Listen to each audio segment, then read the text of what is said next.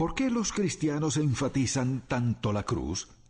¿No es verdad que fue la muerte más horrible y vergonzosa que cualquier persona podría experimentar? Por cierto, era tan horrible y vergonzosa que era ilegal crucificar a un ciudadano romano. Aún así, muchos dicen, ustedes los cristianos tienen este símbolo, la cruz. ¿Cómo encaja eso con lo que son? No entienden, pero nosotros sí lo entendemos y también podremos preguntar, por ejemplo, al apóstol Pablo sobre lo más valioso de ella. Escuche lo que dijo. Pero lejos esté de mí gloriarme, sino en la cruz de nuestro Señor Jesucristo, por quien el mundo me es crucificado a mí y yo al mundo. ¿Por qué diría que de lo único que se gloriaría sería en la cruz del Señor Jesucristo? Asimismo, dijo de su predicación, que de lo único que quería cuidarse era de esto. Escuchemos. Pues no me envió Cristo a bautizar, sino a predicar el Evangelio, no con sabiduría de palabras, para que no se haga vana la cruz de Cristo. Decía, pongo mucha atención a lo que predico, de tal manera que el mensaje de la cruz no sea vano ni hueco. Así que si preguntamos, ¿por qué la gente usa cruces? Y si yo le preguntara, por ejemplo, ¿por qué usa usted la cruz? O si alguien se le acercara y le dice, me gusta esa cruz, ¿por qué la usa? ¿Hace un juego con mi ropa? ¿O alguien me la regaló? ¿O me gusta? ¿O es muy valiosa? Hay muchas razones por las que la gente usa una cruz, pero la gran pregunta es esta, ¿cuál es el mensaje? ¿A qué se refiere? Al usar una cruz, o por ejemplo al poner una cruz en nuestra casa, o en la torre de una iglesia, o en un brazalete, o donde sea, ¿qué mensaje enviamos? ¿Qué intentamos decir? La mayoría no sabe cuál es. Creo que pocos creyentes pueden hablarnos del mensaje de la cruz y alguien dirá, Cristo murió por mí. Es una parte. Cristo me ama. Es otra parte. Pero hay dos aspectos en los que casi nadie piensa. ¿Por qué enfatizamos la cruz? Así que en este mensaje quiero darle respuesta a esa pregunta. Y le daré 4 frases que quisiera que recuerde. Pues si las entiende y las guarda en su corazón, en su mente y en su espíritu, entenderá qué significa la cruz. Le invito a buscar 1 Corintios capítulo 1. Pablo menciona todo este asunto y una de las cosas que discute es el hecho de que todo el concepto de la cruz es locura. Mire usted, dice que para algunos es tropezadero y para otros locura. ¿Cómo podríamos explicar que hablamos del Dios de amor y al mismo tiempo ese Dios enviar a su Hijo al mundo para ser crucificado, morir en una cruz, por quienes no lo amaban, ni le apreciaban, ni le querían, se rebelaron contra él y procuraban su muerte? No tiene sentido. Y mire usted, contestaremos esas preguntas. 1 Corintios 1, versículo 17. Pues no me envió Cristo a bautizar, sino a predicar el Evangelio, no con sabiduría de palabra, para que no se haga vana la cruz de Cristo. Porque la palabra de la cruz, el mensaje de la cruz, es locura a los que se pierden, o sea, a los inconversos, pero a los que se salvan, esto es a nosotros, es poder de Dios. Pues está escrito, destruiré la sabiduría de los sabios y desecharé el entendimiento de los entendidos. ¿Dónde está el sabio? ¿Dónde está el escriba? ¿Dónde está el disputador de este siglo? ¿No ha enloquecido Dios la sabiduría del mundo? Pues ya que en la sabiduría de Dios el mundo no conoció a Dios mediante la sabiduría, agradó a Dios salvar a los creyentes por la locura de la predicación. Porque los judíos piden señales y los griegos buscan sabiduría, pero nosotros predicamos a Cristo crucificado, para los judíos ciertamente tropezadero, para los gentiles locura, mas para los llamados así judíos como griegos, Cristo poder de Dios y sabiduría de Dios, porque lo insensato de Dios es más sabio que los hombres, y lo débil de Dios es más fuerte que los hombres.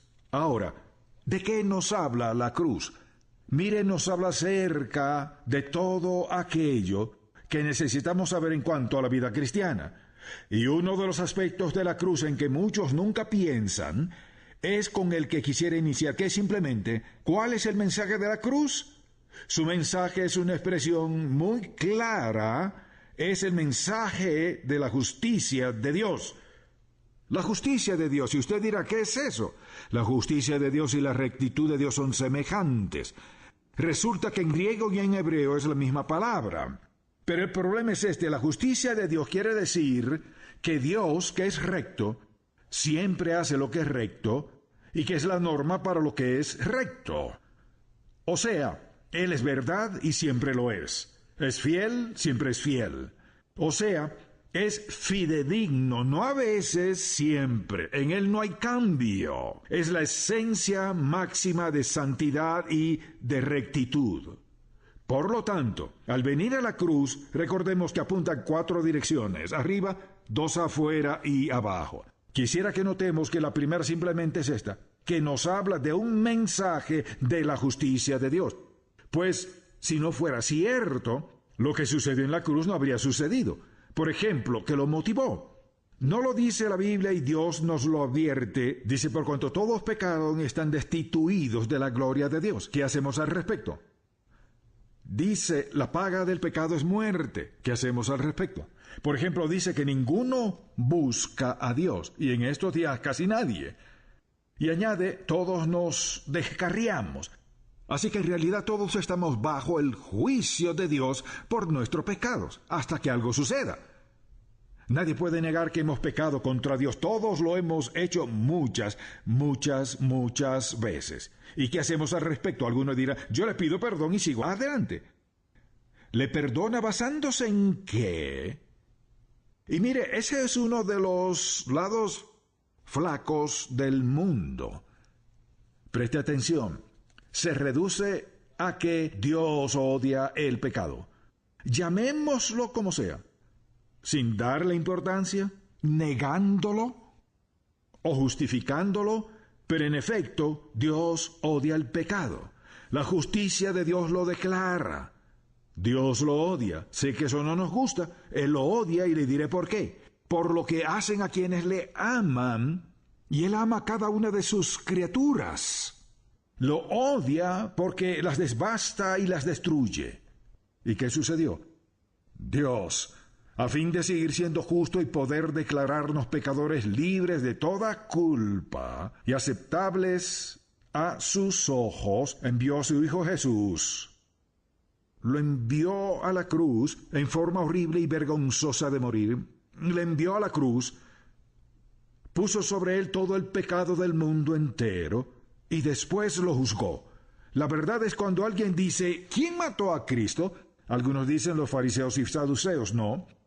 Los romanos no. Fueron instrumentos usados por Dios. Dios Padre fue quien envió a su Hijo a la cruz y mató a su Hijo Jesús en la cruz. Alguien dice: ¿dónde está el amor de todo eso? A eso voy. Mató a su Hijo unigénito Jesús como sacrificio por sus pecados y los míos, y eso ha hecho posible que ahora Dios nos perdone de nuestros pecados, nos declare no culpables, sino perdonados de todo nuestro pecado, y siga siendo el Dios justo. ¿Por qué? Porque puso un sustituto en su lugar y el mío, y de eso se trata la justicia de Dios en la cruz. Se trata de Él, que juzgó el pecado y al mismo tiempo hizo posible que toda persona pudiera llegar a ser aceptable a los ojos de Dios. No hay otra manera de ser hecho aceptable a los ojos de Dios, excepto mediante la única estipulación de Dios, su sustituto, su Hijo. Podemos gritarlo al mundo: es el único sustituto. Pero escuche bien, pregunte a quienes lo niegan: ¿basándose en qué le aceptará a Dios? ¿Son buenas obras? ¿Cuántas buenas obras ha hecho? ¿Cómo sabe que será aceptada? ¿Cómo sabe que agradan a Dios? ¿Qué los motivó? ¿Por cuánto tiempo? ¿Cuántas tiene que hacer? Dios dice que odia el pecado. ¿Y qué de sus buenas obras? Permítame hablarle de mis buenas obras, pero Dios dice que odia el pecado. La Biblia dice: el alma que pecare, esa morirá. No el alma que pecare, quizás en breve mejorará. No, solo hay una forma, y por eso es que insisto en la verdad, en el centro del Evangelio, el centro de la palabra de Dios. Es absolutamente esencial que lo crea o se perderá el Evangelio. no con sabiduría de palabras, para que no se haga vana la cruz de Cristo. Decía, pongo mucha atención a lo que predico, de tal manera que el mensaje de la cruz no sea vano ni hueco. Así que si preguntamos por qué la gente usa cosas que cualquier persona podría experimentar, por cierto, era tan horrible y vergonzosa que era ilegal crucificar a un ciudadano romano. Aún así, muchos dicen, ustedes los cristianos tienen este símbolo, la cruz. ¿Cómo encaja eso con lo que son? No entiendo. ¿Por qué diría que de lo único que se gloriaría sería en la cruz del Señor Jesucristo? Asimismo, dijo de su predicación que de lo único que quería cuidarse era de esto. Escuchemos. Pues no me envió Cristo a bautizar, sino a predicar el Evangelio.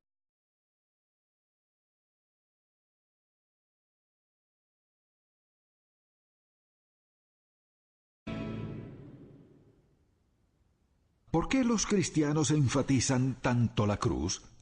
¿No es verdad que fue la muerte más horrible y vergonzosa? Pero nosotros sí lo entendemos y también podríamos preguntar, por ejemplo, al apóstol Pablo sobre lo más valioso de ella. Escuche lo que dijo. Pero lejos esté de mí gloriarme, sino en la cruz de nuestro Señor Jesucristo, por quien el mundo me es crucificado a mí y yo al mundo.